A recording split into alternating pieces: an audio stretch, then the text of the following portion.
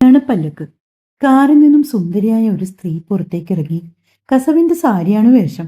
One സൈഡായിട്ട് ഞൊറിഞ്ഞുടുത്തിരിക്കുന്ന സാരി ഒന്ന് ഒതുക്കി പിടിച്ചുകൊണ്ടവർ ഉഷയുടെ വീടിന്റെ മുറ്റത്തേക്ക് നടന്നു വന്നു. രമ്യ ഒരിളം പുഞ്ചിരിയോടെ അവരുടെ അടുത്തേക്ക് ചെന്നു. ഞാനിപ്പോ അമ്മയോട് അങ്ങോട്ട് പറഞ്ഞതേ ഉള്ളൂ, ചേച്ചി ഇപ്പൊ വരുമായിരിക്കുമെന്ന്.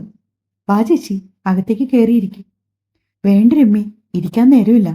ബ്ലൗസ് വാങ്ങിയിട്ടേ എനിക്ക് കുടുംബക്ഷേത്രത്തിൽ ഒന്ന് പോണം. അവിടെ ഗൗതത്തിനു വേണ്ടി ഇന്ന് നെയ്വിളക്ക് നേർന്നിട്ടുണ്ട്. ശോഭനയുടെയും നടേശന്റെയും ഒരേയൊരു മകനാണ് ഗൗതം. നടേശന് നാട്ടിലെ അറിയപ്പെടുന്ന ഒരു മുതലാളിയാണ്. പലിശയ്ക്കും അല്ലാതെയും പലർക്കും പണം കടം കൊടുക്കാറുണ്ട്. പക്ഷെ നിറയുള്ളവനാണ്. അപ്പോഴേക്കും ഉഷ കയ്യിൽ കരുതിയ കവറുമായി അവിടേക്ക് വന്നു. രമ്യ കവർ ശോഭനയ്ക്ക് നേരെ നീട്ടി. ചേച്ചി ഒന്ന് ഇട്ടു നോക്കുന്നു. അതൊന്നും വേണ്ട രമ്യേ, നീ തയ്ച്ച കീറ് കൃത്യായിരിക്കും.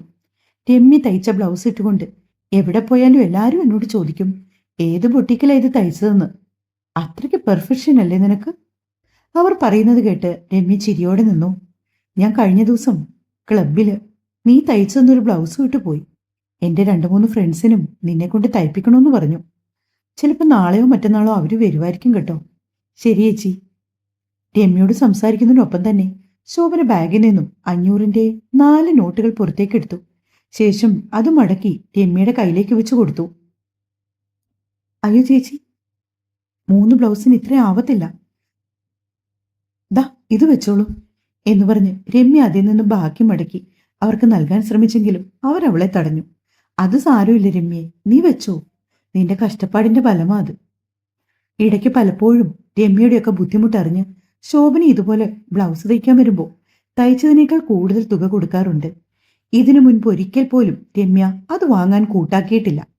പക്ഷെ ഇപ്പോഴെന്തോ അതവളെ നിർബന്ധിച്ച് ഏൽപ്പിക്കണമെന്ന് തോന്നിപ്പോയി അവർക്ക്. ഒരുവിധം ശോഭന നിർബന്ധിച്ച് ആ കാശ് രമ്യയ്ക്ക് തന്നെ തിരികെ നൽകി. അതൊക്കെ പോട്ടെ, അനിയന്റെ വിവാഹം കഴിഞ്ഞെന്നറിഞ്ഞു. എവിടെ അനിയന്റെ ഭാര്യ? ശോഭന വീണ്ടും ചോദിച്ചപ്പോ രമ്യ ഉഷയുടെ മുഖത്തേക്ക് നോക്കി. അമ്മേ, ഗംഗയൊന്ന് വിളിച്ചിട്ട് വരുമോ? അവൾ അകത്തുണ്ടാകും. ശരി മോളെ പറഞ്ഞുകൊണ്ട് ഉഷ അകത്തേക്ക് പോയി. ഗംഗ ആ സമയം മുറിയിലെ കട്ടിലിൽ ക്രാസിയിൽ ചാരി എന്തൊക്കെയോ ആലോചനകളിൽ മുഴുകിയിരിക്കുകയായിരുന്നു. ഉഷ അവളുടെ മുറിയുടെ വാതിൽപ്പടി വരെ ചെന്ന് നിന്നു. മെല്ലെ വിളിച്ചു. ഗംഗെ, ഒന്ന് പുറത്തേക്ക് വന്നേ. നടേശ മുതലാളിയുടെ ഭാര്യ വന്നിട്ടുണ്ട്. നിന്നെ ഒന്ന് കാണണമെന്ന് പറഞ്ഞു. ഗംഗ ഉഷയുടെ ശബ്ദം കേട്ട് ഞെട്ടലോടെ മുഖം ഉയർത്തി.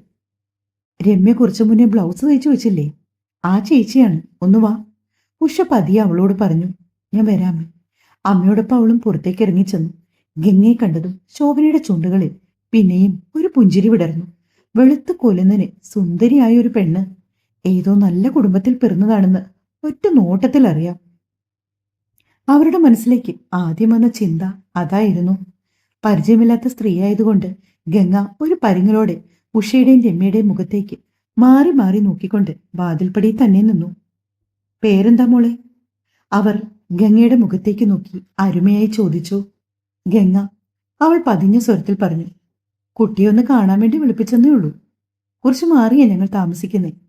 എനിക്ക് രമ്യയാണ് ബ്ലൗസ് തുന്നിത്തരുന്നേ. ഗംഗയുടെ മുഖത്തെ വെപ്രാളവും പരവേശവും കണ്ടുകൊണ്ട് ശോഭന പറഞ്ഞു. അത് കേട്ട് ഗംഗ അവരെ നോക്കി തലയാട്ടി. എന്നാ പിന്നെ ഞാൻ ഇറങ്ങട്ടെ. രമ്യേ, ക്ഷേത്രത്തിൽ കയറണം. ഞാൻ പറഞ്ഞില്ലേ ഗൗതത്തിന് വഴിപാടുണ്ട്. ചേട്ടൻ വരാറായോ ശോഭന ചേച്ചി? ശോഭനയുടെ മകൻ ഗൗതം ബാംഗ്ലൂരിലാണ് വർക്ക് ചെയ്യുന്നത്. വിദേശത്തൊക്കെ പഠിച്ചിട്ട് വന്ന ശേഷം അവൻ ഫ്രണ്ട്സുമായി കൂടിച്ചേർന്ന് അവിടെ ഒരു IT കമ്പനി തുടങ്ങിയിട്ടുണ്ട്. അങ്ങനെ എപ്പോഴും ഒന്നും നാട്ടിലേക്ക് വരാറില്ല. വല്ലപ്പോഴും മാത്രം വരും. കൂടുതലും ശോഭനയും നടേശനും അവനെ അങ്ങോട്ടേക്ക് പോയി കാണാറാണ് പതിവ്. ഇടയ്ക്ക് ഗൗതം നാട്ടി വരുമ്പോൾ ശോഭന തയ്ച്ച തുണി വാങ്ങാൻ അവനാകും അവരെ കൊണ്ടുവരുന്നത്. അങ്ങനെ 2-3 വട്ടം രമ്യ ഗൗതത്തെ കണ്ടിട്ടുണ്ട്. ഓ, അവന് നാട്ടിലേക്ക് വരണമെന്ന് ചിന്തയൊന്നുമില്ല മോളെ. ഈ ഓണത്തിനെങ്കിലും ആ ചെക്കനൊന്ന് വന്നാൽ മതി. ഞാനിവിടെ നോമ്പും നോറ്റു പ്രാർത്ഥനയും വഴിപാടുമായിട്ടിരിക്കുക. അവനൊന്ന് പെണ്ണ് കെട്ടി കാണാന്. അവനാണെങ്കിൽ അങ്ങനെ യാതൊരു ചിന്തയുമില്ല.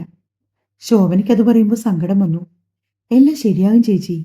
സമയമാകുമ്പോൾ നല്ലൊരു ബന്ധം ഒത്തുവരും.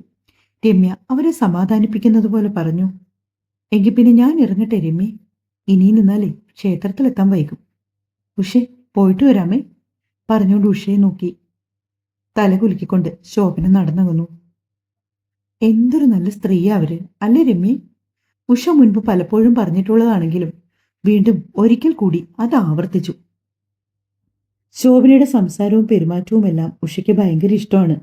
മറ്റൊന്നും കൊണ്ടല്ല, ആ ഏരിയയിൽ തന്നെയുള്ള മറ്റു പണക്കാർക്കൊക്കെ ഉഷയും രമ്യയും ഒക്കെ പുച്ഛമാണ്. അവർ കോളനി താമസിക്കുന്നത് കൊണ്ട് പലരും രമ്യയുടെ കയ്യിൽ തയ്ക്കാൻ പോലും തുണികൾ കൊടുക്കാറില്ല. പക്ഷെ അവരെക്കാൾ ഒക്കെ മുകളിൽ നിൽക്കുന്ന പണക്കാരിയാണ് ശോഭന. പക്ഷെ അവരിപ്പോഴും ഒരു തയ്യൽ വിട്ടുപോയത് അടിക്കണമെങ്കിൽ പോലും രമ്യയുടെ അടുത്തേക്ക് കൊണ്ടുവരും. ഉഷ മനസ്സിലോർത്തുകൊണ്ട് അടുക്കളയിലേക്ക് നടന്നു. രമ്യ അവളുടെ മുറിയിലേക്കും. ഗംഗ പിന്നെയും പഠിക്കൽ തന്നെ നിന്നതേ ഉള്ളൂ.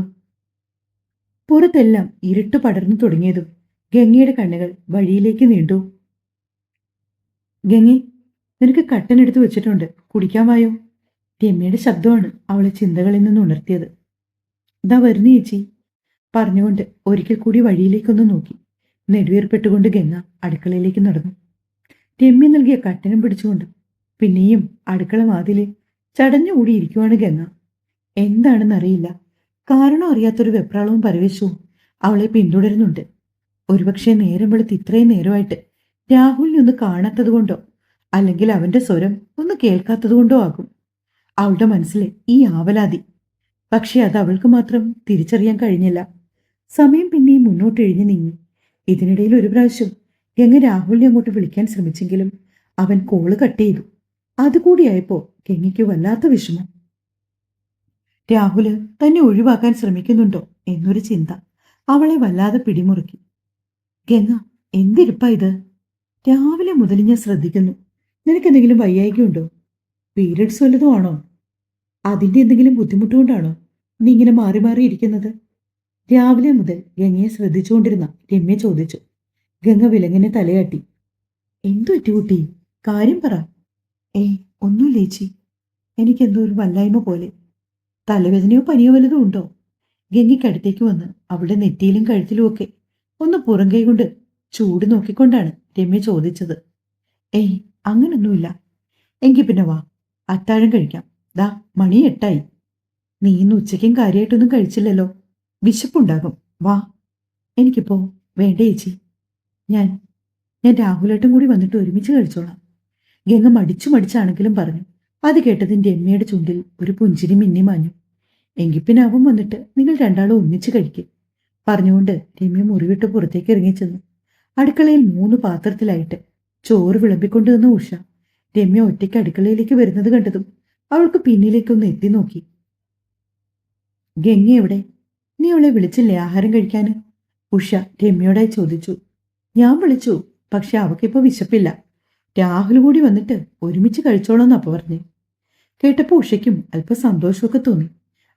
എങ്കിൽ പിന്നെ അങ്ങനെ ആവട്ടെ, അവരൊന്നിച്ചിരുന്ന് ആഹാരം കഴിക്കട്ടെ. ഉഷ പറഞ്ഞുകൊണ്ട് രമ്യയ്ക്ക് വേണ്ടി വിളമ്പിയ ചോറിലേക്ക് കറികൾ കൂടി പകർന്നെടുത്തു പാത്രം അവൾക്ക് നേരെ നീട്ടി. അടുക്കളയിൽ തന്നെ ഇരുന്ന് അമ്മയും മകളും കഴിച്ചു. ക്ലോക്കിൽ മണി 10 ആകാറായപ്പോഴാണ് രാഹുൽ വന്നത്. രാഹുൽ വരാതിരുന്നത് കൊണ്ട് തന്നെ ഉമ്മറത്തെ വാതിൽ ചാരിയിട്ടേ ഉണ്ടായിരുന്നുള്ളൂ. വാതിൽ തുറന്ന് രാഹുൽ അകത്തേക്ക് കയറുന്നത് കണ്ട് മുറിയിൽ നിന്ന് ഉഷ ഹൃദയിൽ അവന്റെ അടുത്തേക്ക് വന്നു. രാവിലെ പോകുമ്പോൾ ഒരു വാക്ക് പറഞ്ഞിട്ട് വേണ്ടേ പോകാൻ? ബാക്കിയുള്ളവരോട് തീ തിന്ന ഇരുന്നത് അറിയാമോ?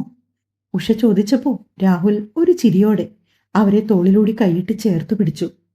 അറിവ് വെച്ചതിന് ശേഷം ആദ്യമായിട്ടായിരുന്നു രാഹുലിന്റെ ഭാഗത്തു നിന്നും ഇങ്ങനെയുള്ള പെരുമാറ്റങ്ങളൊക്കെ.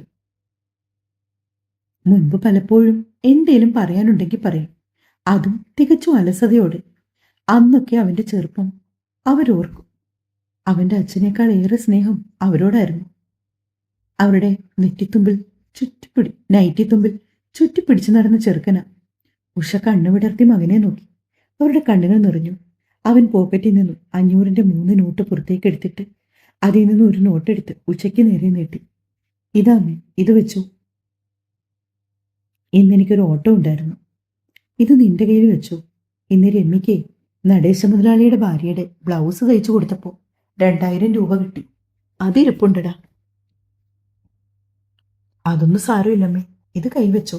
മീനോ പച്ചക്കറിയോ എന്തെങ്കിലും വാങ്ങിക്കും. അതും പറഞ്ഞ് അവൻ ആ പൈസ അവരുടെ കയ്യിലേക്ക് നിർബന്ധിച്ചേൽപ്പിച്ചു. നീ വേഗം വേഷമൊക്കെ മാറി വന്ന് ആഹാരം കഴിക്ക്. സമയം ഇത്രയായില്ലേ? ഉഷ പറഞ്ഞതും ഒന്ന് മൂളിക്കൊണ്ട് രാഹുൽ മുറിയിലേക്ക് നടന്നു. അവൻ മുറിയിലേക്ക് ചെല്ലുമ്പോൾ ഗംഗ ഒരു വശം ചെരിഞ്ഞ് കട്ടിലിൽ കിടക്കുന്നതാണ് കണ്ടത്. അവളുടെ കിടപ്പ് കണ്ടാലേ അറിയാം ഉറങ്ങിയിട്ടില്ലെന്ന്. മുറിയിൽ കയറി നിന്ന് ഷർട്ട് ഊരാൻ തുടങ്ങിയ രാഹുല് പെട്ടെന്ന് എന്തോ ഓർത്തിട്ടെന്നതുപോലെ മുറിയുടെ വാതിൽ തുറന്ന് പുറത്തേക്ക് ഇറങ്ങിപ്പോയി. അതുവരെ തിരിഞ്ഞുകിടുന്ന ഗംഗ അവന്റെ സാമീപ്യം അകന്നു പോയെന്നറിഞ്ഞതും പെട്ടെന്ന് മുഖമുയർത്തി നോക്കിയപ്പോൾ കാണുന്നത് തുറന്നിട്ട വാതിൽ വഴി പുറത്തേക്ക് നടക്കുന്നവനെയാണ്. അവളും പിന്നാലെ തന്നെ എഴുന്നേറ്റു. നീ ഡ്രസ്സ് മാറിയില്ലേ?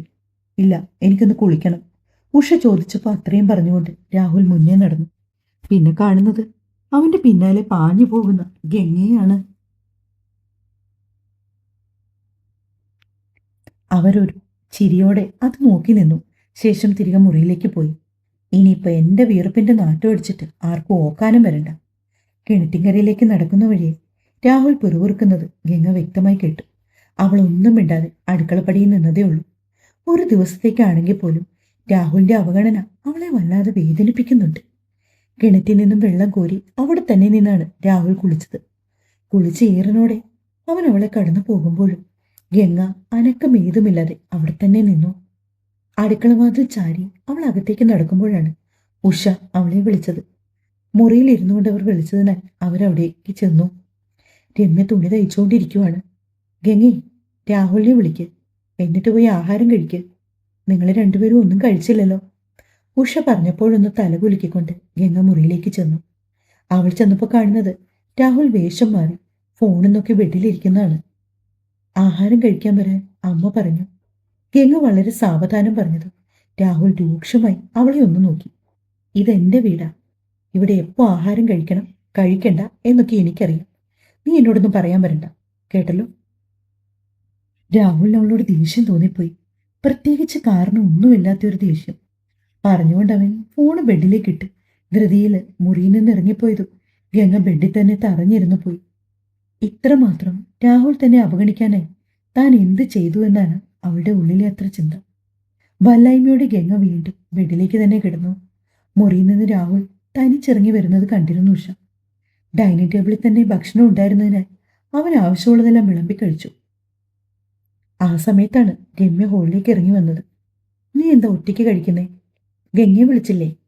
രമ്യ അത് ചോദിച്ചപ്പോഴാണ് രാഹുൽ പ്ലേറ്റിൽ നിന്ന് മുഖം ഉയർത്തി അവളെ നോക്കിയത്. അവനൊന്നും ചോദിക്കുന്നില്ലെന്ന് കണ്ടത് രമ്യ തുടർന്നു. ഞങ്ങൾ 8 മണിക്ക് ആഹാരം കഴിക്കാൻ വിളിച്ചപ്പോൾ അവള് പറഞ്ഞു നീ കൂടി വന്നിട്ട് ഒന്നിച്ചിരുന്ന് കഴിച്ചോളാന്ന്. രാഹുൽ ഒന്നും മിണ്ടിയില്ല.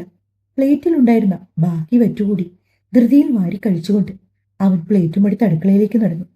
മുറിയിലേക്ക് ചെല്ലുമ്പോൾ ഗംഗ കിടക്കുകയാണ്. അവനൊന്ന് മുരടനക്കിക്കൊണ്ട് അകത്തേക്ക് കയറി.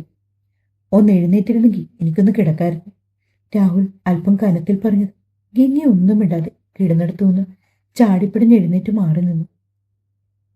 ബെഡൊന്ന് തട്ടിപ്പൊത്തി വിരിക്കാനായി തുനിഞ്ഞതും അറിയാതെ രാഹുലിൽ നിന്നും ഒരു നിലവിളി ഉയർന്നു പോയി. അമ്മയെന്ന് പറഞ്ഞു നടുവിന് കൈ കൊടുത്തുകൊണ്ട് അവനെ ഒന്ന് നിവർന്നു നിൽക്കുന്ന സമയം കൊണ്ട് ഗംഗ ഓടി അവന്റെ അരികിലേക്ക് വന്നു. എന്തുപറ്റി രാഹുലേട്ട? അവന്റെ കയ്യിൽ പിടിച്ച് കുലുക്കിക്കൊണ്ടവൾ വെപ്രാളത്തോടെ ചോദിച്ചതും രാഹുൽ അവളെ രൂക്ഷമായി ഒന്ന് നോക്കിക്കൊണ്ട് ആ കൈ കുടഞ്ഞെറിഞ്ഞു. അവന്റെ കത്തുന്ന നോട്ടം നേരിടാനാവാതെ ഗംഗ മുഖം താഴ്ത്തിയപ്പോഴേക്കും രാഹുൽ കയറി കിടന്നിരുന്നു. കുറേയേറെ നേരം കഴിഞ്ഞിട്ട് ഗംഗ കയറി കിടക്കുന്നില്ലെന്ന് കണ്ടതും രാഹുൽ ശബ്ദം ഉയർത്തി. ആ ലൈറ്റ് ഒന്ന് ഓഫ് ചെയ്യുക, എനിക്ക് ഉറങ്ങണം. അതുകൂടി ആയപ്പോഴേക്കും ഗംഗയുടെ സങ്കടം കൂടി. തന്റെ നിറഞ്ഞ കണ്ണുകൾ അവനിൽ നിന്നും മറച്ചു പിടിച്ചുകൊണ്ട് അവൾ വിറയ്ക്കുന്ന വിരലുകളോടെ ലൈറ്റ് ഓഫ് ചെയ്തു മെല്ലെ ബെഡിന്റെ ഓരം ചേർന്ന് കിടന്നു. മുറിയിലാകമാനം പുറത്തെ സ്ട്രീറ്റ് ലൈറ്റിന്റെ അരണ്ട വെളിച്ചം നിറഞ്ഞു. റൂമിലെ കനത്ത നിശബ്ദതയിലും രമ്യയുടെ ഏങ്ങലടികൾ രാഹുലിന്റെ ചെവിയിൽ വന്ന് പതിച്ചു. അവന് വല്ലാത്ത അസ്വസ്ഥത തോന്നി. എന്ത് ചെയ്യണമെന്നറിയാതെ അവൻ ബെഡിൽ എഴുന്നേറ്റിരുന്നു. എനിക്ക് വേണ്ടി ആരും കാത്തിരിക്കൊന്നും വേണ്ട. സമയമാകുമ്പോൾ എന്തെങ്കിലും കഴിച്ചിട്ട് കയറി കിടന്നോണം. അല്ലാതെ ഇത്രയും നാൾ ഇല്ലാതിരുന്ന പതിവൊന്നും ഇനി വേണ്ട, കേട്ടല്ലോ. രാഹുൽ പറഞ്ഞതും ഗംഗ കണ്ണു തുടച്ചുകൊണ്ട് എഴുന്നേറ്റ് ബെഡിലിരുന്നു. രാഹുലേട്ട, ഞാൻ സോറി, അറിയാതെ പറഞ്ഞു പോയതാ. തലേ രാത്രിയിലെ സംഭാഷണം ഓർമ്മ വന്നതും അവൾ പറഞ്ഞു. അവൾ എന്തൊക്കെയോ പറഞ്ഞൊപ്പിക്കാൻ ശ്രമിച്ചതും രാഹുൽ അവളെ തടഞ്ഞു. മതി, കണ്ണു തുടച്ചിട്ട് കിടക്കാൻ നോക്ക്. അവൻ പറഞ്ഞതും ഒട്ടും പ്രതീക്ഷിക്കാതെ ഗംഗ അവനെ ഇറുക്കിപ്പുണർന്നു. പ്ലീസ്, എന്നെ അവോയ്ഡ് ചെയ്യല്ലേ, എനിക്കത് സഹിക്കില്ല. ഇടറിയ സ്വരത്തിൽ അവൾ പറയുന്നതോടൊപ്പം തന്നെ അവന്റെ നെഞ്ചിലേക്ക് പതിയുന്ന അവളുടെ കണ്ണീരിന്റെ ചൂടുകൂടി ചേർന്നതോടെ രാഹുലും വല്ലാതായി. ഗംഗ അപ്പോഴും അവന്റെ നെഞ്ചിൽ മുഖം ഉരുട്ടി കരയുകയാണ്. ഇന്ന് രാഹുലേട്ടനെ കാണാഞ്ഞപ്പോൾ ഞാൻ എത്രമാത്രം വിഷമിച്ചെന്നോ. ഞാൻ വിളിച്ചിട്ട് ഫോൺ പോലും എടുത്തില്ലല്ലോ. എന്നോട് അത്രയ്ക്ക് വെറുപ്പായി പോയോ? അവൾ നെഞ്ചു പൊട്ടുന്നതിനിടയിൽ അവനോട് ചോദിച്ചു. നിന്നോട് ഓട്ടം പോകുന്ന കാര്യം പറയാൻ വേണ്ടി ഞാൻ വിളിച്ചതല്ലേ? നീ ഉണർന്നു കിടക്കുമായിരുന്നു. എന്നിട്ട് പോലും എന്നോട് എന്തിനാ വിളിക്കുന്നത് എന്നൊന്ന് ചോദിച്ചോ നീ? അവനും സങ്കടം. രാഹുലേട്ടൻ അമ്പലത്തിൽ പോവാണെന്ന് ഞാൻ ഓർത്ത്, അതാ മിണ്ടാഞ്ഞത്. സോറി. ആ പോട്ടെ, സാരമില്ല. യാന്ത്രികമായി രാഹുലിന്റെ കൈകൾ ഗംഗയെ പൊതിഞ്ഞു. കണ്ണീരിനൊപ്പം ഗംഗയുടെ അധരങ്ങൾ കൂടി രാഹുലിന്റെ നെഞ്ചിലേക്ക് പതിഞ്ഞു. ഒഴിവാക്കിക്കളയാനായിരുന്നെങ്കിൽ ഒരിക്കലും നീ ഇതുപോലെ എന്റെ നെഞ്ചോട് ചേർന്നിരിക്കില്ലായിരുന്നു ഗംഗ. അവളുടെ മുടി മാടി ഒതുക്കി വിൽക്കുന്നതിനിടയിൽ അവൻ പറഞ്ഞു. വെറുതെ വേണ്ടാത്ത കാര്യോർത്ത് സങ്കടപ്പെടണ്ട, രാഹുൽ വീണ്ടും പറഞ്ഞു. ഒപ്പം അവളുടെ മുഖം തന്റെ കൈക്കുമ്പിളിലെടുത്തു. വിശക്കുന്നില്ലേ? ഇല്ല. ഒന്നും കഴിച്ചില്ലെന്ന് അമ്മ പറഞ്ഞല്ലോ. വാ, എണീക്ക്, നമുക്ക് കഴിക്കാം. രാഹുലേട്ടൻ കഴിച്ചതല്ലേ? ഞാൻ കഴിച്ചു. നീയോ? രാഹുലേട്ടൻ വന്നിട്ട് ഒരുമിച്ച് കഴിക്കാന്നോർത്തിരിക്കുമായിരുന്നു. അതുണ്ടോ ഞാൻ അറിഞ്ഞു. എന്തായാലും സാരമില്ല, എണീക്ക്, നമുക്കൊന്നുകൂടി കഴിക്കാം. ഇനിയിപ്പോ വേണ്ട, നാളെ മതിയേട്ട. പറ്റില്ല, ഒന്നാമത് മെലിഞ്ഞു മെലിഞ്ഞൊരു കോലമായി. അതിൻ്റെ കൂടി ഇനി അത്താഴപ്പട്ടിണി കൂടി കിടക്കണ്ട. വന്നേ. അവൻ അവളുടെ ഇടുപ്പിലൂടെ കൈചുറ്റി. ശേഷം ഗംഗയും കൊണ്ട് മുറിയിൽ നിന്നും പുറത്തേക്ക് ഇറങ്ങിപ്പോയി. അമ്മയൊക്കെ കിടന്നു കഴിഞ്ഞിരുന്നു. രാഹുലാണ് ഒരു പ്ലേറ്റ് എടുത്ത് ഗംഗയ്ക്ക് കഴിക്കാനുള്ള ഭക്ഷണം വിളമ്പിയത്. ഇത്രയൊന്നും വേണ്ടെന്നവൾ ഒരുപാട് പറഞ്ഞെങ്കിലും രാഹുൽ കേട്ടില്ല. മുഴുവൻ കഴിച്ചേ തീരുമെന്ന് അവളോട് ഗൗരവത്തിൽ പറഞ്ഞുകൊണ്ട് രാഹുൽ ചോറും കറികളുമായി ഊണുമേശയുടെ അരികിലേക്ക് പോയി. ഗംഗ ചോറും കറികളും ഒക്കെ കൂട്ടിക്കുഴിച്ച് ഒരു ഉരുള ഉണ്ടാക്കി. അത് അവന്റെ നേർക്ക് നീട്ടി. അങ്ങനെ ഇരുവരും സന്തോഷത്തോടെ ഭക്ഷണം കഴിച്ചെണീറ്റു. ഗംഗ പാത്രങ്ങളൊക്കെ കഴുകി വെച്ച ശേഷം തിരികെ മുറിയിലെത്തി. കിടക്കാം, അവൻ ചോദിച്ചതും ഗംഗ തലകുലുക്കി. അവനോട് ചേർന്ന് ആ നെഞ്ചിൽ കവിൾ ചേർത്ത് കിടന്നപ്പോൾ തങ്ങളുടെ ജീവിതത്തിലും ഒരു നല്ല കാലം വരണേ എന്നതായിരുന്നു ഗംഗയുടെ പ്രാർത്ഥന. തുടരും.